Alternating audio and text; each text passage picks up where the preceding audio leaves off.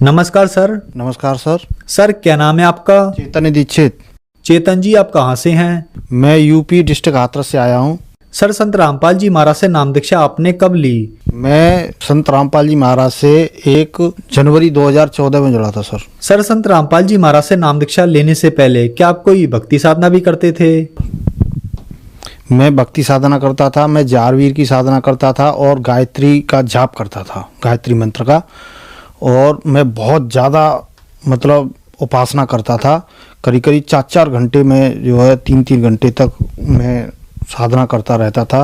और मैं कक्षा 5 में जब पढ़ता था जभी से मैं साधना करता था और जारवीर से मेरी बात भी होती थी।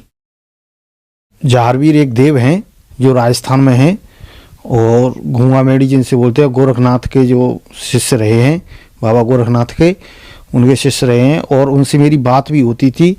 और मैं कक्षा 5 में जब पढ़ता था जभी से उनकी साधना करता था और गायत्री मंत्र का जाप करता था, बहुत ही ज़्यादा जाप करता था।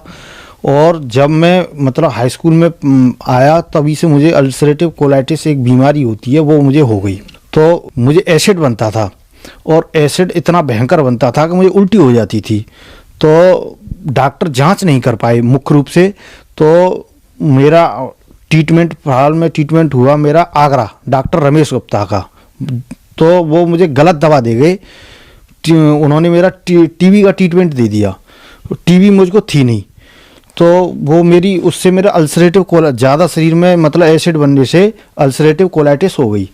और जिसको मतलब मैं काफ़ी इलाज कराया लेकिन कोई लाभ नहीं हुआ। फिर उसके बाद मैंने अलीगढ़ यूनिवर्सिटी में मेरी जांच कराई, पूरे शरीर का चेकअप हुआ। जब वहाँ मुझे पता चला कि मुझे अल्सरेटिव कोलाइटिस है अलीगढ़ मेडिकल में, फिर वहाँ से मुझे मतलब रेफ़र कर दिया गया ऑल इंडिया मेडिकल इंस्टीट्यूट तो दिल्ली। वहाँ मुझे दिखाया गया तो मुझे डॉक्टरों ने बताया कि आपके शरीर में कभी 40 किलो से ज़्यादा वजन नहीं होगा और आपके समय समय पर ऑपरेशन होंगे और आप जियोगे जब तक दवा खाओगे।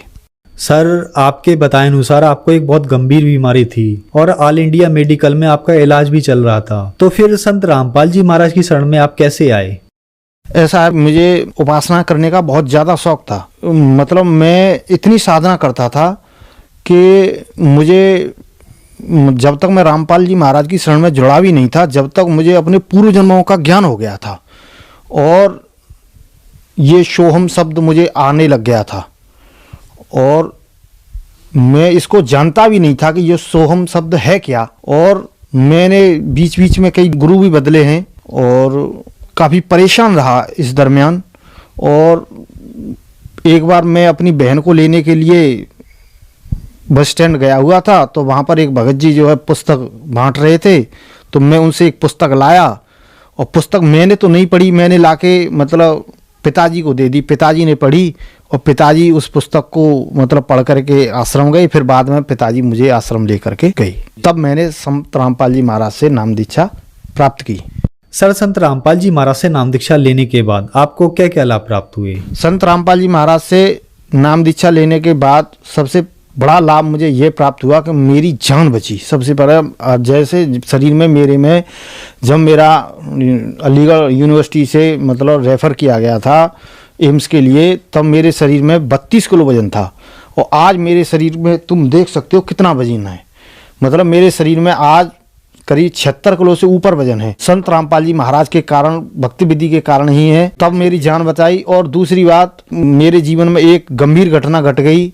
मेरी पत्नी की मृत्यु हो गई जिसमें मतलब मुझे दहेज हत्या में निरुद्ध किया गया, जहाँ पर भी मुझे संत रामपाल जी महाराज ने बाइज्जत बरी करवाया और मुझे जेल भी नहीं जाने दिया। और भक्ति मार्ग में तो मैंने इतने लाभ प्राप्त किए हैं कि मैं आपसे यह कैमरा के सामने नहीं कह सकता हूँ कि उनको मैं बयान नहीं कर सकता हूँ। जो मेरे गुरु मतलब गुरुभाई हो सकते हैं उनसे मैं बता सकता हूँ मुझे क्या क्या लाभ हुए हैं। भक्ति मार्ग में मुझे बहुत ज़्यादा लाभ हुए हैं। संत रामपाल जी महाराज के शरण में जाने के बाद मैंने शास्त्र अनुकूल साधना की और शास्त्र अनुकूल साधना करने के बाद जो हमारे गुरुजी बताते हैं कि हमारे ऊपर हमारे इन देवों का कर्जा है, तो उन कर्जे को मैंने उतारा उन मंत्रों के द्वारा। जो हमारे आर्य समाजी ये कहते हैं कि देवताओं की भक्ति छुड़वाते हैं, ऐसा नहीं है।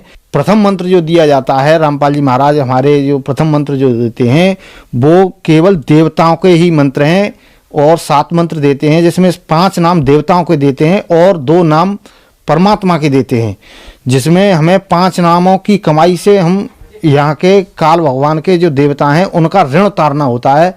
हम जिससे मैंने उनका ऋण चुकता किया तो मैं स्वस्थ हो गया। सर आपने 14 साल तक जहारवीर बाबा की भक्ति साधना की और बचपन से ही आपकी भक्ति साधना में बहुत रुचि थी। इतनी भक्ति करने के बाद भी आपको एक गंभीर बीमारी हो गई, आपको ऑल इंडिया मेडिकल रेफर कर दिया गया। भाभी डॉक्टरों के पास आपकी बीमारी का कोई इलाज नहीं था। तो प्रश्न यहाँ पे यह उठता है कि भक्ति साधना आप पहले भी करते थे और भक्ति साधना आपने संत रामपाल जी महाराज की शरण में आने के बाद भी की, तो संत रामपाल जी महाराज ने आपको ऐसी क्या भक्ति दी जो आपकी लाइलाज बीमारी ठीक हो गई?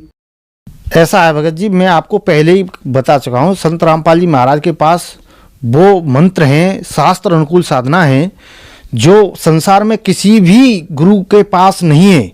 जो मतलब 7 दीप 9 खंड में यानी 21 ब्रह्मांड में भी मतलब किसी भी गुरु के पास वो मंत्र नहीं है जो हमारे संत रामपाल जी महाराज जो देते हैं। प्रथम मंत्र ही इतना शक्तिशाली है जिसका मैंने 2.5 महीने मैंने जाप किया। संत रामपाल जी महाराज से नाम लेने के बाद 2.5 महीने मैंने जाप किया था, जम के मैंने जाप किया तो 2.5 महीने बाद ही मुझे पूर्ण परमात्मा के दर्शन हुए और मुझे मतलब ये बताया कि बेटा तू पूर्व जन्म में भी मतलब नामदानी था और तूने पूर्व जन्म में भी इन मंत्रों का मतलब तूने जाप किया है, जिसमें पहला और लास्ट का मंत्र नहीं था जो आज हमारे गुरुजी देते हैं।